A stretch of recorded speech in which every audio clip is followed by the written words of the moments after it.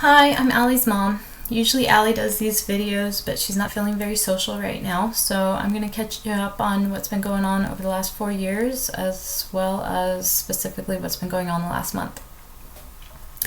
When Allie was 4, I noticed something was off with her eyes. I couldn't really explain it, just something was off, so I took her to the eye doctor. He looked at her, she had 20/20 vision, everything looked good. I said, something's off. And so he dilated her eyes and looked again. He said, I don't know what this is, but something's not right. So we got referred to our regional specialist. Go in, 20/20 vision, everything looks good. He dilates her eyes and he says, there's something in there and it's not good. This is a picture of Allie, age 4, before her eyes are dilated, and then after.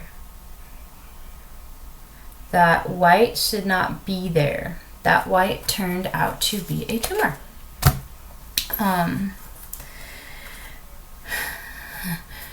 It turned out she had a big tumor sitting at the base of her eye, and the rest of her eye was cloudy with little tumor cells in them. And so we ended up in New York at one of the best centers in the world, where she was officially diagnosed with retinoblastoma. She started chemotherapy. We did 6 rounds of very high dose intra-arterial chemotherapy, and she was hospitalized for radiation follow-up with that. That was about 2.5 years ago, and we've gone in for regular checkups since, and they have said there's no active tumor. No active tumor, no active tumor.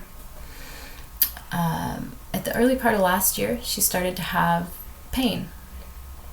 And at first I thought they were headaches. What she was describing sounded a lot like a migraine.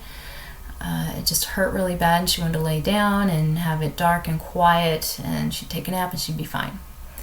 And I didn't think a lot about it because it was every other month or so. I did mention it to her doctors, both the ones in New York and the ones at home, that she was having pain in that area. And they checked, they didn't see anything wrong. Nothing's wrong. Over Thanksgiving, she had a really bad attack where the pain stuck around for several hours, not just an hour and a half, and a nap fixed it. It was all night. She wasn't feeling well, and by the next morning she was fine. She was tired because she hadn't gotten a lot of sleep, but the pain was gone. Then about a month later, she comes home from school, last day of school before Christmas break, and she wants to sit down on the couch, and she just wants to sit. She's tired. It's fine. Okay. A couple hours later, she starts taking a nap, and from then on, she has interrupted sleep and a lot of pain in the eye. Can't stand light, can't stand noise, can't stand anybody being around her. Just wants to be left alone, and she's in a lot of pain. So that goes on for a few hours. First thing in the morning, I take her into the ER because it hasn't gotten any better. The normal pressure in the eye should measure 11 to 21. Hers was measuring at 70 and higher. She was diagnosed with neovascular glaucoma, and they thought it was just the debris built up in the eye. They didn't think it was tumor related, that the debris was just so much that it wasn't allowing the eye to drain, and that because of her history of having cancer in the eye, she was not a surgical candidate for the glaucoma surgery. So we did a bunch of the different drops and medications to try to reduce the pressure to the eye. She was given morphine and other pain relievers. Didn't take the edge off at all.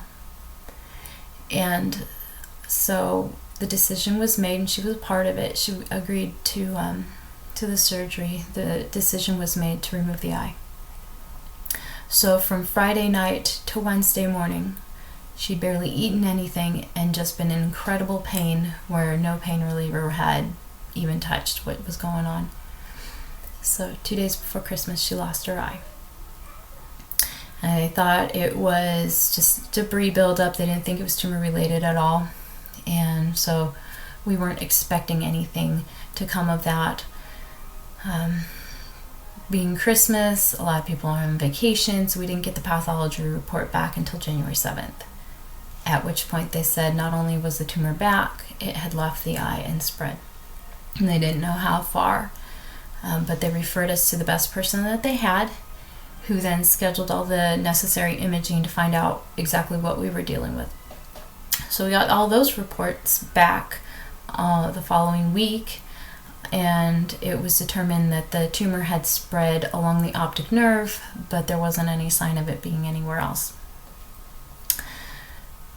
So she now has an official diagnosis of extra-ocular retinoblastoma, which I'm having a hard time finding actual numbers on how common that is, but the best I've been able to figure out, extra-ocular retinoblastoma, the non-genetic form is one maybe every 3, 4, 5 years. So the person here, the best that they have, she's got a lot of experience with different types of tumors, but not necessarily this one. So called New York and was able to get some information from them, called a bunch of different centers. Again, it's just so rare that there is one protocol that they have, but there were only 2 people in that protocol that have what she has, and from, if I'm understanding it correctly, the outcome wasn't good. So what we have done is we have contacted a bunch of centers who are open to doing the standard things, but also integrating some of the other things. So we know that medical marijuana has been used to treat tumors, but also to treat the side effects of chemotherapy. We know that there are some other preparations. Duke has been doing some very specific protocols, as well as some other centers that are specific for brain tumors and the type.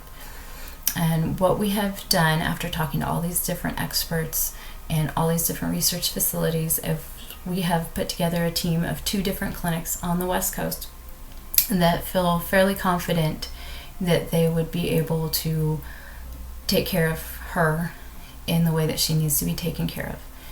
And so what we're asking for is any help that you can give to help us get out there so that she can start treatment right away.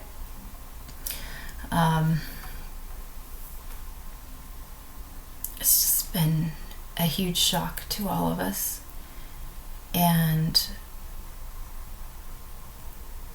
my normally outgoing girl is still very outgoing, but it's really hitting her hard. She understands the implication of it all. She understands that there's a chance she might not make it to another Christmas. She understands that most of her friends from treatment are no longer with us, and she's coping the best that she can. She says she doesn't have a problem with me showing pictures, but she doesn't want to be any videos right now, and she doesn't want to talk to anybody about it right now. So if you see her, just don't say anything, please.